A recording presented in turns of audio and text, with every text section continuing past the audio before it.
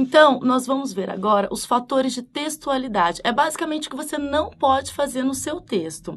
Veja, temos os fatores de textualidade: a impessoalidade, subjetividade, linguagem, pleonasmo, coesão e coerência. Nós vamos ver aspecto por aspecto, basicamente o que você não pode fazer no seu texto.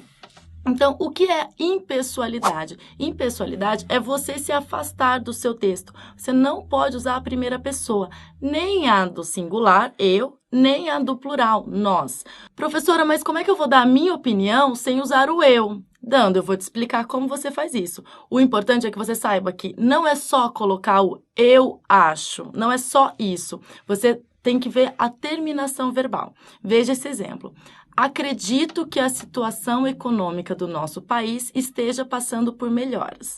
Acredito, você percebe que não tem o eu acredito, mas não é só não colocar o eu. Você deve não colocar o eu, mas também não flexionar o verbo de acordo com o eu.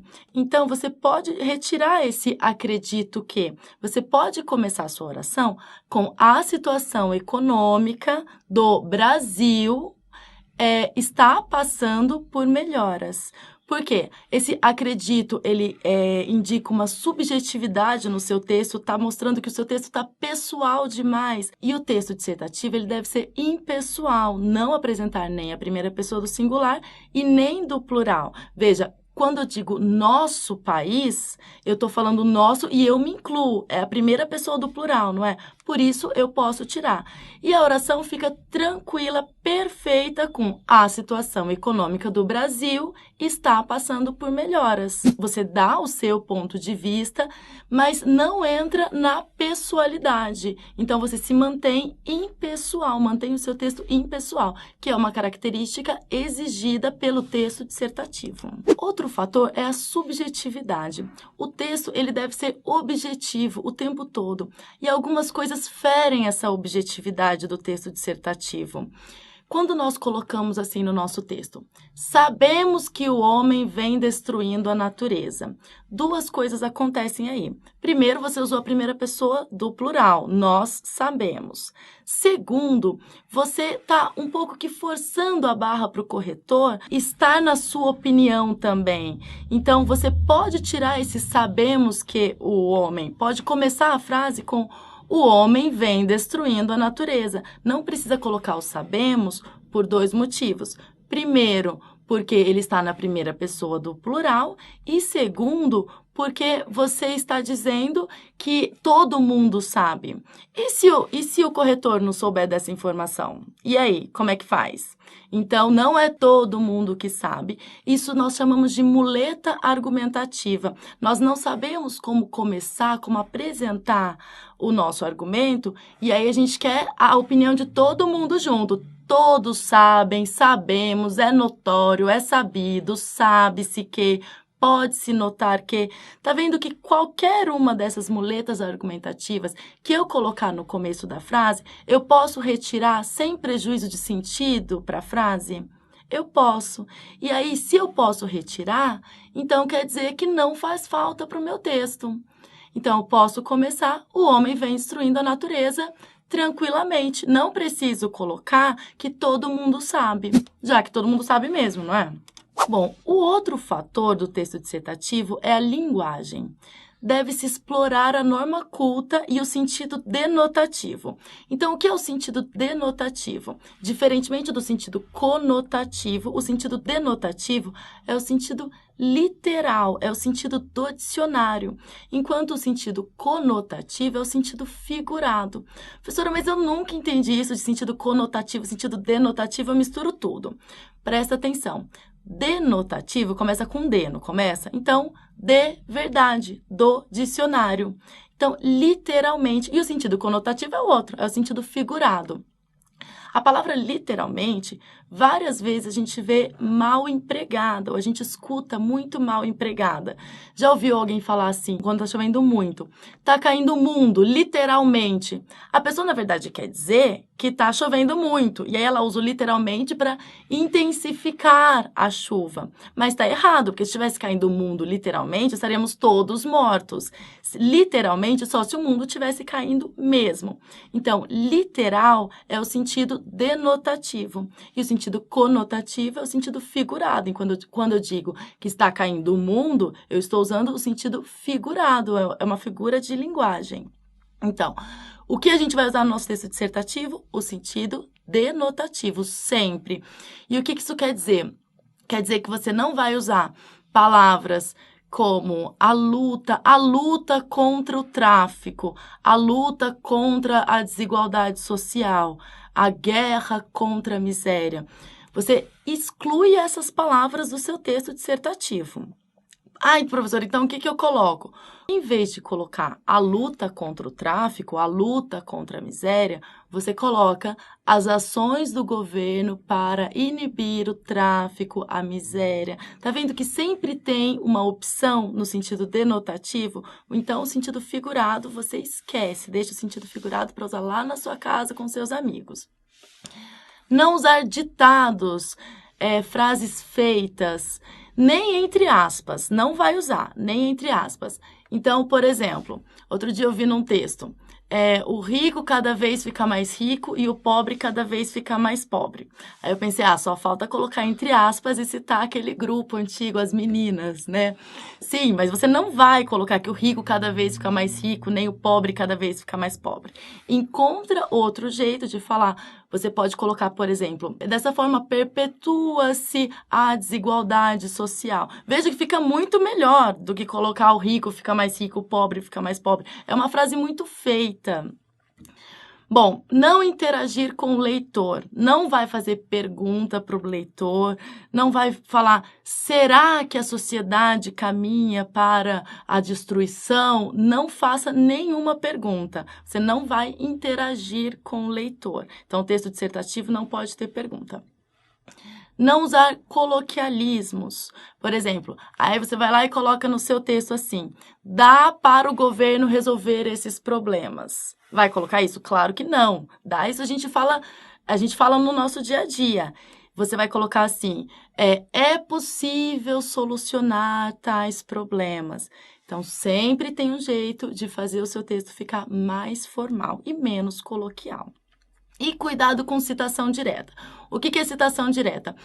Eu lembrei de uma frase de um filósofo e eu tenho certeza que eu sei ela inteirinha. Eu vou lá, abro aspas e cito esse filósofo. Tem que tomar muito cuidado. Por quê? Porque o corretor não tem certeza se aquilo que você escreveu é exatamente o que o filósofo disse. E ele não vai consultar para ver se aquilo é verdade. Então, ele pode tomar aquilo que você escreveu como falso. E aí você perde ponto. Então, o que você vai fazer? Lembrou de alguma coisa, de alguma citação que você queira fazer? Faz citação indireta. Então, de acordo com fulano, nananana, reproduz com as suas palavras. Não precisa colocar exatamente, porque na hora da prova você não dispõe de material de consulta. Então, se você não dispõe de material de consulta, nós não saberemos se o que você escreveu é fiel ao que o autor disse. Ok? Muito bem. Pleonasmo. O que é pleonasmo? É a repetição de ideias ou de vocabulário no seu texto. Então, você também vai evitar isso porque fere a objetividade do seu texto.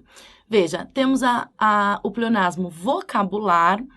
Olha esse exemplo. A população brasileira é uma população que sofre. A população brasileira, é claro que é uma população. Então, tira esse segunda população. A população brasileira sofre. Isso quando a gente usa esse verbo ser, a população brasileira é, nós geralmente somos levados ao pleonasmo. A gente quase sempre repete a palavra que já tinha posto antes. Então, cuidado com o verbo ser. Não pode haver o pleonasmo vocabular, ou seja, a repetição das mesmas palavras. Nem o pleonasmo ideológico. Veja, a criação de novos empregos. Se é criação, já é de novos. Então, os novos empregos, eles serão criados, claro. Então, a criação de empregos já resolve, não precisa ser de novos. Se é criação, já é de novos. E o pleonasmo argumentativo, que é um pouco mais difícil de você identificar que o seu texto tem pleonasmo argumentativo. O que é um pleonasmo argumentativo? Você vai repetindo o argumento. Então, você colocou lá no segundo parágrafo, ou seja, no primeiro parágrafo do desenvolvimento, um argumento. E aí chegou no segundo parágrafo, você não sabe mais o que coloca. E aí você vai e coloca o mesmo argumento com outras palavras. Isso é o pleonasmo argumentativo. Você não tem os argumentos, não dispõe dos argumentos necessários para preencher o seu texto, e aí vai falando a mesma coisa, vai falando a mesma coisa. O pleonasmo argumentativo também perde ponto. E é ainda o mais grave e o mais difícil de identificar. Bom, a coesão do texto dissertativo, ela envolve diversos aspectos. Um deles é a estruturação do seu texto. O seu texto ele deve ser, como eu já disse, dividido em 3 partes. A introdução, o desenvolvimento e a conclusão.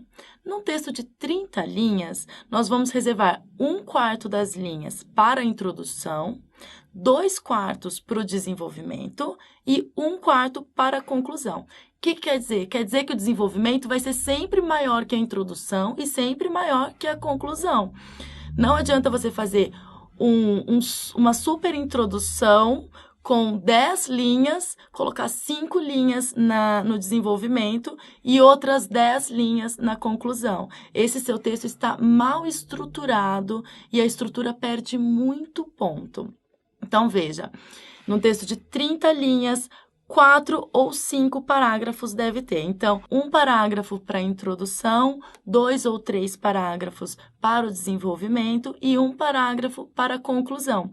Porque o seu desenvolvimento ele pode ter 2 ou 3 argumentos que comprovem a sua tese. Sempre lembrando que você não pode se esquecer da sua tese em momento algum, senão é fuga do tema. E não faça parágrafos com apenas uma frase. Nem parágrafos longos. Cada período deve ter até 3 linhas no máximo. Então, o que é período? O período é desde o começo da oração até o ponto final. Então, isso nós chamamos de período. Simples, se tem um verbo, ou composto, se tem mais de um verbo. Se é o período composto e você coloca mais de 3 linhas, é bem possível que você vai se enrolar. Chega lá na 3ª linha, você não sabe mais qual é o sujeito, aí você faz uma concordância errada. Então, isso é melhor para você, não fazer período longo, porque você pode se enrolar e aí, além de perder ponto na estrutura do texto, você perde também ponto em relação à gramática, à norma padrão. Por isso, nós temos que tomar cuidado com períodos longos. E também porque, quando o período é muito longo, a gente vai introduzindo uma oração dentro da outra, orações subordinadas, e aí a gente coloca que, e vai repetindo a conjunção que. E isso também é um problema. Bom, então, cada período deve ter, no máximo, 3 linhas, cada parágrafo aí umas 5, 6 linhas. Então, o parágrafo ele pode ter 2 ou 3 períodos. Não pode ter um período só. Você começa o parágrafo com uma frase e vai com ela até o final e depois muda de parágrafo. Não, coloca mais de um período por parágrafo. E um outro aspecto importante do texto dissertativo é a coerência. Então, vamos fazer 4 perguntas ao final do seu texto. E o seu texto deve responder positivamente a essas 4 perguntas. Vamos lá. A introdução apresenta de forma explícita o tema e a tese, ou seja, o seu ponto de vista. O tema, então, é a proposta da redação que a prova vai te dar. E a sua tese é o seu ponto de vista a respeito daquele tema. Então, na sua introdução, deve conter tema e tese. Segunda pergunta, há pelo menos 2 argumentos consistentes? Não serve qualquer argumento. Os argumentos têm de ser consistentes, apresentar criticidade. Terceira pergunta, há conectores entre os parágrafos? Ou seja, os seus parágrafos eles não podem estar soltos. Um parágrafo ele deve estar intimamente relacionado ao outro parágrafo. E isso nós conseguimos com os conectores. E a conclusão retoma as ideias básicas do texto sem contradição. Sem contradição por quê? Você começou o seu texto defendendo a redução da maioridade penal. Só que aí você foi escrevendo, e você se convenceu de que a redução da maioridade penal não é bom negócio. E aí chega lá na conclusão, você resolve mudar de ideia. Então, isso não pode acontecer. Defenda a sua tese até o final.